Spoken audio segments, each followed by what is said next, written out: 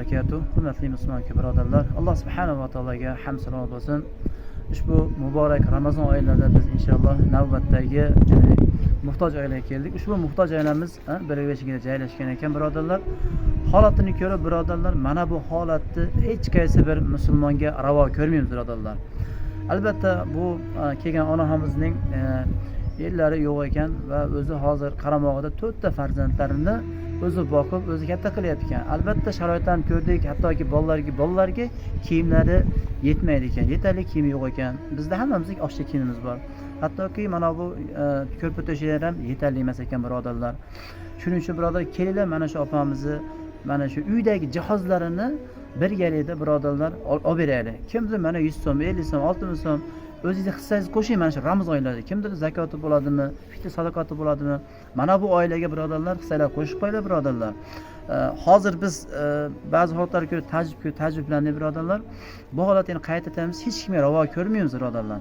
Shuning uchun mana bu rolikni befarq olmasdan tarqatib, o'zingizlarning himmatinglarni qo'shinglar birodarlar. Siz agar bitta musulmonni xursand qiladigan bo'lsangiz, Alloh subhanahu va taolo sizni xursand qiladi. Opamiz birodar. Akaman, ukaxon, opalar, singillar. Men shu bolalarim 6 ta farzandim bor. Kuyovim 6 yil bo'ldi biz bilan turmaydi.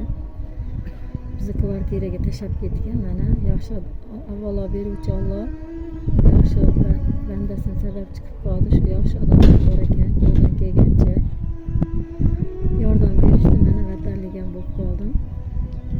Shunga ozgina jihozlar yetishmayapti. Shunga yordam berishinglarni iltimos qilaman Alloh uchun. Hozir biz inshaalloh mana bu holamizni bir sharoitlarni ko'rsatamiz. Nihoyatda birodarlar, bu qiyin holat. Shu narsani keyda shu 2-3 kunda hamma harakat qilib sharoitlarni chiroyli qilib beraylik. Biz sizlarga ko'rsatamiz inshaalloh birodarlar.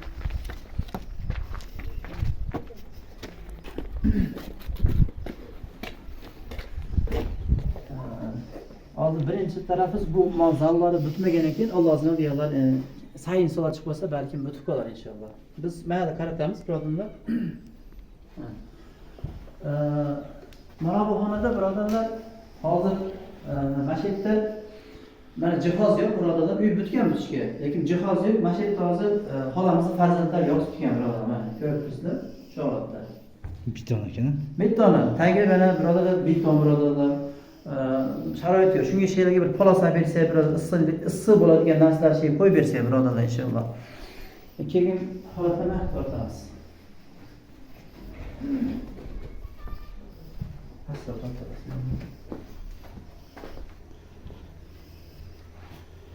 Birodarlar, keyin mana shu mana ko'rpa to'shak tortib qo'yasizlar. Mana shu ko'rpa to'shak birodarlar, boshqa yo'q ekan birodarlar. Eski holatda birodarlar. Keyin birodarlar aytamizki, bu holat hech kim yo'q. Mayda hattoki ya'ni imkon yo'qligini sharoit o'ylab bedozit chiqollar.